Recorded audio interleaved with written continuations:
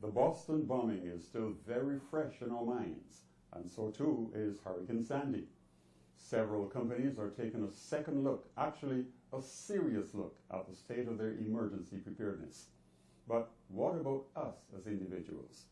In a short while, I'll be chatting with the commanding officer of a volunteer ambulance company in Brooklyn. And you do not need me to remind you that this is spring, the rainy season.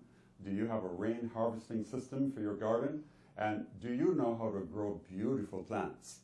Stay with us for some useful information. Also, later in this program, you'll hear about a daycare center that's about to officially open its doors.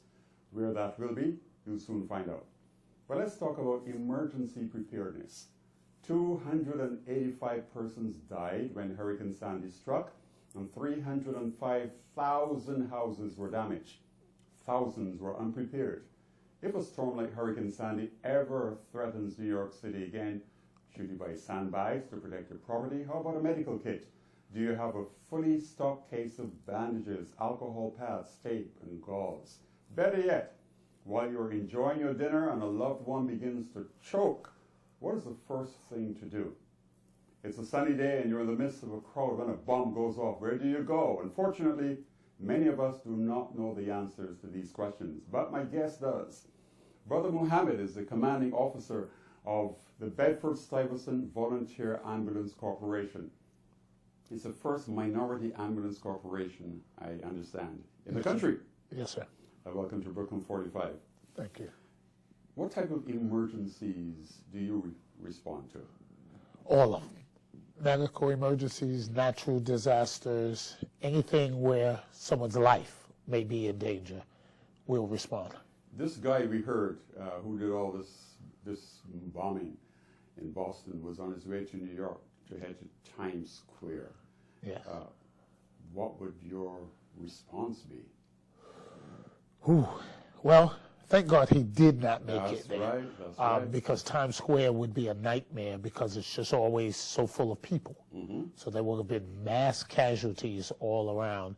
And by the time we responded from where we are in Bed-Stuy, I don't think there would have been many survivors. So what was that nonsense happened in Bed-Stuy? Depending in a on where. residential area. Depending on where in Bed-Stuy would really tell the story. Because even in a lot of the residential areas, a lot of people in Bed-Stuy are prepared. There's been a lot of training going on in Bed-Stuy, and people are really aware of what's going on. Do you offer training? Yes, we do. What kind of training do you offer? We offer CPR, first aid, emergency medical responder, and emergency medical technician, as well as disaster preparedness. Of course, when you're offering training, you're telling people it hasn't happened. Hopefully, it will never happen, but these are things that you should do. What are those things? Oh, well, on the contrary, we tell them it's going to happen. Wow. Why do you say that? Because people need to be aware and they need to stay on guard to know that this is not something that, it's not a fairy tale. It's a reality all over the world, and unfortunately, it's in our backyard now. Mm-hmm. So what do you tell them? We tell them that you need to be aware. Mm-hmm. Be aware of your surroundings. You need to be aware of who's around you, but more so than that, just about everybody carries a bag. But what's in your bag that you're carrying? Everyone should carry a medical kit. You should carry a bottle of water, something to drink. You should carry a pair of gloves to protect your hands, as well as an N95 or N100 mask to protect your respiratory system. What is that mask again? N95 or N100. And you can get them at any hardware store. What it does, it means that it filters out either 95% or 100% of particulate matter, depending on how small it is. But again, it helps to save your respiratory system so you don't inhale particles of things and they get into your lungs. Okay, I interrupted you just now. What are some of the other things? A flashlight with working batteries, some type of alerting device, and I always say go to the 99-cent store and buy a 99-cent whistle and keep a whistle on you, because that way you can alert for help, or you can scare people off with it. But the main thing is you have some way of alerting people that there's a problem and that help is needed. Where exactly are you in Bedside? Right on the corner of Marcus Garvey Boulevard and Green Avenue. And you are the first, the only, Yes, sir. is it only or Only. first? It's the only. The only black ambulance company in the United States. Yes, sir. Yes, and we are not just black owned, but we are black owned and operated. We are a conglomerate of everybody. We're a mosaic because we have Hasidic Jewish members, we have Caucasian members, we have members from every part of the Caribbean, every part of Africa, every part of Europe. They're members of our volunteer ambulance corps. And we can understand that because Bedside has changed. Oh, very much so. Are you inundated with requests to be part of your organization? Oh, yes. Yes, and I love it because it gives our trainees an opportunity to see that you don't have to stay here in New York, because worldwide, the world needs trained responders to deal with this problem of terrorism and disaster preparedness, and they get this first-hand training from us right in Bedford-Stuyvesant. Let's talk about Hurricane Sandy. They tell us that it is very possible that we're going to be hit by a major hurricane again. Yes. The last hurricane didn't bother people in the center of Brooklyn, Right. People on the coast. Right. But if a hurricane did strike, right in the interior, Bed-Stuy and so on, what do you tell people to do? Well, the first thing I tell them, be prepared. Everyone should have a hurricane preparedness kit, meaning some bottled water, some type of food to sustain you when you can't cook, the good footwear, because there'll be a lot of debris around, so you don't want to injure your feet, a good sturdy pair of work gloves, a pair of goggles to protect your eyes, as well as the mask I talked about to protect your respiratory system, a first aid kit to take care of medical emergencies. If you are on any type of medication yourself, make sure that you have at least a 30-day supply of medication on hand, because you never know what's going to happen with the system, and at least that way you won't be a victim to that. So it's not just flashlights and lanterns Oh, and medication, no. It's more than that. Oh, it's much more than that. And what about the silly thing that I did? I went outside to see how the wind was blowing. Well, curiosity, it's not really a bad thing. But next time you go outside, make sure you have your poncho on or your rain gear to keep your body dry, and take your go bag with you just in case you can't get back inside. I want to thank you for being on Brooklyn 45. I want to invite you back with your dad. Yes, sir. Because I understand that your dad used to be the head of this organization. Yes, sir. I want to have both of you here because I also understand that your dad was a captain of the FDNY. That's correct. Okay. That is very He's correct. retired. Yes, sir. But you got to come back because I want to hear that history. I would love to. What's your background?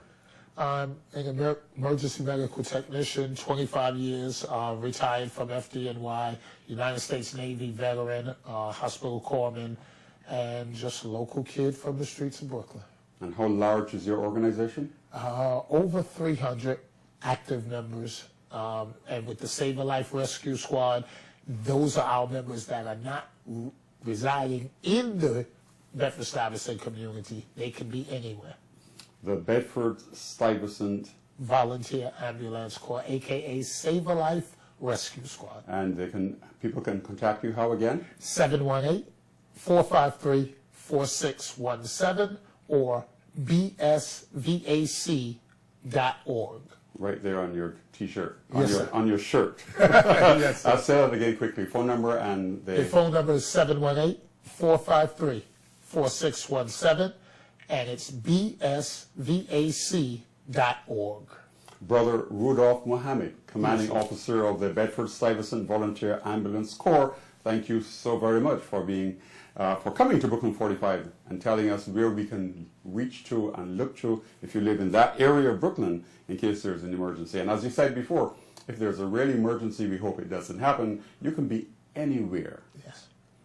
Thank you so much for being on Brooklyn 45. Thank you, And now Professor. to Mona, who's going to be telling us about coffee. Coffee may taste good and get you going in the morning, but how does it affect your health? Whether you like your coffee dark or light, with milk or cream, it's your choice. But here's something you should know. Research shows that coffee drinkers, compared to non-drinkers, are less likely to have type 2 diabetes and dementia. It also lowers the chance for certain cancers, heart problems, and strokes. So yes, the outlook is all positive when it comes to coffee and your health. A Harvard School of Public Health study shows that men who drink 6 cups of coffee a day have a 60% decreased chance of developing a dangerous form of prostate cancer, as well as 20% decreased chance of developing any other kinds of prostate cancer. The study also shows that drinking just 1 to 3 cups of coffee a day could stick up prostate cancer risk by 30%. Want to learn more? Email us at info@brooklyn45.com or post your question on our Facebook page at www.facebook.com/brooklyn45tv.samtate. That's www.facebook.com/brooklyn45.samtate. I'm Mona Said. Back to you, Sam. Our daycare centers are going high-tech. Pastor Paul B. Mitchell is the CEO of one that's about to be officially launched. Pastor Mitchell, welcome to Brooklyn 45. Good to be with you, Professor Tate. Tell me about this daycare center. I'm excited. I am very, very excited about this center. We're about to launch a brand new daycare center, and the name of it is Superior Daycare. It is located at 1741 Broadway in Brooklyn, and I want to tell you, this daycare is phenomenal.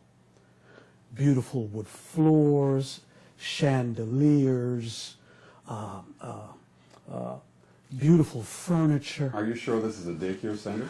But I did say high-tech. Very high tech, very high tech, and we're excited about it, and we're glad to bring it to Brooklyn. Everyone that has walked through this center so far has praised it to be the best looking daycare they have ever seen. What does this do for our kids? Great question. Well, here's the thing. Our kids are going through a lot, as we all know, and the system is doing less for our children. You're quite right. Go on. Yeah, and so what we've decided to do at Superior Daycare is to offer superior service, such as not just teaching them the ABCs, but we're going further. We're teaching them dance. We're teaching them drama. We've included music in the curriculum. We offer so much to the children that many of our public schools do not offer, and we think that when parents are exposed, we believe that when they become exposed to Superior Daycare and all of the things that it does offer their children for the same monies, they will be excited about it as we are. Daycare. Little children. Little children. Yes. How old? We're taking infants all the way to 12 years old. Oh, wow. After school programs and everything else. This is not just daycare. No, this is a. I was just thinking, there's that well-known verse that says, bring up a child in the way he should Yes. walk, and then when that child grows old, will not depart from that teaching. That's right. And as you alluded to earlier, a lot of our public schools are failing us. Yes. Are failing our kids. And it's so great to hear that you're doing this. And I understand that your teachers are not just people who are looking for a job. No. And They're they're not qualified teachers, I hear. absolutely. All of them are college educated and very professional. We've made sure of that because we want our children in Brooklyn to get the best that we have to offer. So we're excited about that.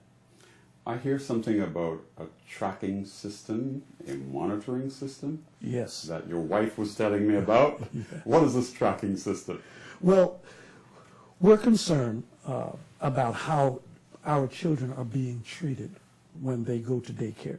I think every parent, Professor, is concerned about that. And so what we decided to do was to make sure that we put a very sophisticated, how can I put it, tracking system or monitoring system on every room in the facility. So we can track every child from the time they enter the facility to the time they leave. We track them from the sidewalk into the facility. There's a backyard. We have cameras in the backyard that's secured, sealed off for their protection and safety. So we've made every effort to see to it that every child is going to be well protected and watched. We also have a full-time security personnel on staff who does nothing but monitor the children all day long on the screen. So even when they go to the restroom, we're keeping an eye on them, which teacher's taking them to the restroom, which teacher's bringing them back. We know when they go to lunch. We know exactly where every child is all day. We're excited about it. Yeah, that's fantastic. Parents should be secure in the knowledge that their kids are learning Yes. in safety. Yes. So those are two tracking things that you're doing there. Absolutely. One, their safety, and another one is the fact that you want to make sure that they're learning. That's right. That the teachers are teaching them and that the kids are paying attention. That's right. That is really great. And the location again of your daycare center? Is 1741 Broadway. How many kids can you accommodate? We can accommodate 180 children. 180 children. Registration is going on right now. So for those parents who are interested, they can come on down to the facility. In fact, we have a grand opening on May the 16th. For those parents who may want to come down and tour the facility, take a look at the facility and everything we offer, meet the staff, the director, get acquainted with the people that their children is going to be staying with all day long. So we're excited. And your curriculum, I understand, is not too far removed from the curriculum in the public schools. No, it is not. Our curriculum director is board certified, and she is phenomenal. And she comes in regularly to make sure that the curriculum is going to be productive and fruitful for these children. That's a big deal for us because we don't just want to babysit these kids. We want, when these kids leave our center, we want them to have grown. We want them to be educated. And not just learning how to read and write. We want them to do that. In fact, in addition to that, we're offering Spanish classes. And I'm telling you, any parent that is interested, just come down and take a look at it. I think they'll be very excited about what they find and discover. You're a pastor for adults. You're Yes. a pastor for kids, but of course the people who benefit from your church ministry are adults. Yes. Why did you decide to expand your ministry to kids? I just finished a series entitled When God Speaks. This daycare has been in my spirit, in my wife's spirit, for some years now, for some time. But we never, Professor, got a release in the spirit concerning when we should do this. And it's interesting because, as you know, the economy took a downturn. And during this economic downturn is when the Holy Spirit enlightened my spirit to say, hey, you know what? It's time to do this. Yes. And I questioned God about it. I said, Lord, this is a tough time to do this. Money's as tight. Banks are not really lending as freely as they used to do. This is going to be tough. And the Lord said, if you do it now, it will work because it is the season for it. So this is why we decided to do it. Okay. Well, Reverend Paul Mitchell, CEO of the Changing Life Christian Center. Yes. I prefer Changing Lives Christian Center because you're going to be changing lives. Well, That's congratulations. Right. Thank you for being on Brooklyn 45. And the Changing Life Daycare Center, in 2 seconds, where is it located again? One last time. 1741 Broadway in Brooklyn, New York. Okay. Thank you so much for being on Brooklyn 45. Thank you for having me, Professor. Well, it's spring, blooming flowers and plants, all making our environment so beautiful. But human nature, not everyone is on board, unfortunately. Fortunately, though, Citizens Committee of New York City is headed to Brooklyn with an environmental workshop that will make your gardens a sight to behold. Peter Cosmere is the CEO of this organization. Welcome to Brooklyn 45. Well, thank you, Professor. I'm delighted to be with you. Tell us about this workshop. Well, this is one of many workshops that Citizens Committee for New York City holds throughout all 5 boroughs, including Brooklyn. And this one is supported by the National Grid Foundation, which is a terrific foundation, partnering with the company, National Grid, a big utility, which funds a lot of really terrific environmental work here in New York City. And National Grid is funding Citizens Committee for New York City to run this workshop on May 18th, Saturday, from 10:30 to 2:30. And it's at 462 Halsey Street in Bedford-Stuyvesant. There's a beautiful community garden there, Professor, and that's where the workshop will be. And the workshop is to teach people how to build a rainwater harvesting system, which is pretty simple, but it's important because it allows us to use the water that falls from the heavens. And it's really sustainable. It's an important environmental contribution that the National Grid Foundation has allowed us to support in this community, and to have this workshop which will teach people in Brooklyn how to build one of these systems. How easy is it? Well, it's pretty easy. I can tell you how it's done. You take a rain barrel, basically, and you have to keep it covered because standing water can attract mosquitoes. You have to have a roof with a little bit of a pitch where the water comes down, runs in the gutter, comes down the downspout into the barrel, and then at the bottom of the barrel, we put a hole and put a spigot or a spigot so you can turn the water on and off. And then sometimes the barrel gets too full, so there has to be a way to release some of the water that goes back into the downspout and goes back into the sewage system. But it's really a way to conserve water and to save water. And this is the water we should be using in our gardens. We have, as you know, beautiful community gardens all over Brooklyn. We have to preserve the precious water we have. It also is very beneficial because in Brooklyn, like in all the other boroughs, to a lesser degree in Staten Island, the ground is hard, it's stone. And when the water falls on the ground, it's not absorbed, it runs into the sewage system, it carries everything with it that's on the streets, that contaminates our waterways. So this is a way to prevent that. This is a way to use the water which God gives us and to make sure that it's clean and pure. It's an all-around good system. Is it only for residents of Bedford-Stuyvesant? Well, we hold these workshops throughout Brooklyn, and we'll be holding this particular workshop on building a rainwater harvesting system, as I said, on Saturday, May 18th at 462 Halsey. Only for residents of Bed-Stuy? Well, I think we would have other people. If other people want other people? We do want other people.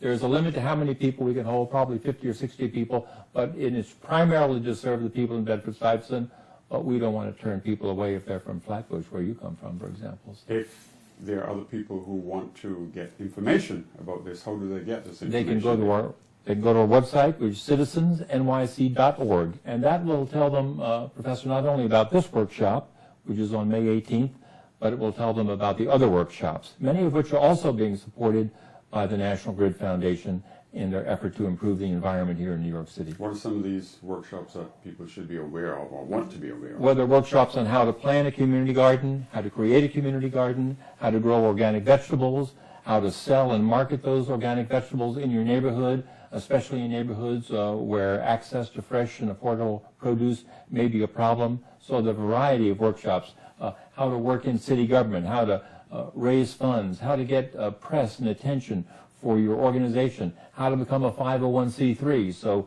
we hold almost 100 workshops every year, but these National Grid Foundation workshops are on the environment as a subject that the foundation and we as Citizens Committee are very concerned with. And it's so important because we hear so much about climate change and how we should be prepared for the effects of climate change. That's right. Of course, when you're using rainwater harvesting, it's natural. There's no electricity being generated. We're not generating using gasoline to generate a pump to pump water. It's all perfectly natural. So we're really doing something about protecting the air, using the water that's natural, not having the problem with emissions in the atmosphere. So, as you say, it's a pretty good idea. Citizens Committee. Citizens Committee for New York City. And you also offer grants? We do. We provide grants to community groups, relatively small grants of between $500 and $3,000. This year, we'll give away almost $1 million to small grants to neighborhood organizations that have a plan to improve their neighborhood. So if there's a community garden in a neighborhood and they want to build a rainwater harvesting system, we would provide a grant. not only for them to buy the equipment, but also a workshop to teach them how to do it. But any plan that people in New York City come up with to improve their You neighborhood, can fund it. we'll fund it. Great. Citizens Committee of New York, and it's wonderful talking to you, Peter Kostmeyer, who is CEO of Citizens Committee, and of course they have a website. You can learn a lot about your organization and what you do. And I'm sure lots of people will be coming out to your workshop on rainwater harvesting. This is Brooklyn 45, and we're going to move now not just to harvesting, but, oh gosh, a different kind of harvesting. People are harvesting your ATM accounts. I bet you're thinking about summer already, and for some people, summer means surfing. But there's now a new term associated with the word surfing, and it isn't surfing at the beach or surfing the internet. It's shoulder surfing. You go to an ATM machine, you dip your ATM card, not realizing that someone is hoovering close to you. Then they come to you innocently and trick you into switching to another ATM machine. Whatever story they give to you sounds believable, so you take your card and go to another machine. He then watches your fingers at the other machine as you input your PIN number, memorizes it, then he turns his attention to the machine you were just at, and that's still open. He waits until you leave the bank, then he puts in your PIN number and withdraws money once he sees how much money you have in your account. Think I'm making this up? Recently, at a Banco Popular in Flatbush, Brooklyn, a shoulder surfer was caught on camera 3 different times. The thief waited for people to dip their ATM cards, then he tricked them into switching ATMs and stole their hard-earned money from their account. It's already all over the internet. Check it out for yourself. So whenever you go to an ATM machine, look over your shoulder, cover your credit card as if you're taking a test and someone is trying to cheat off your paper. If you don't, you may be a couple of $100s poorer. Oops, maybe even a couple of $1,000. Shoulder surfers don't carry surfboards and they don't hang out at the beach. They carry cell phones and they hang around ATMs. So the next time you're at an ATM, make sure to always look over your shoulder. I'm Shari Logan for Brooklyn 45. Check us out on www.facebook.com/brooklyn45.samtate.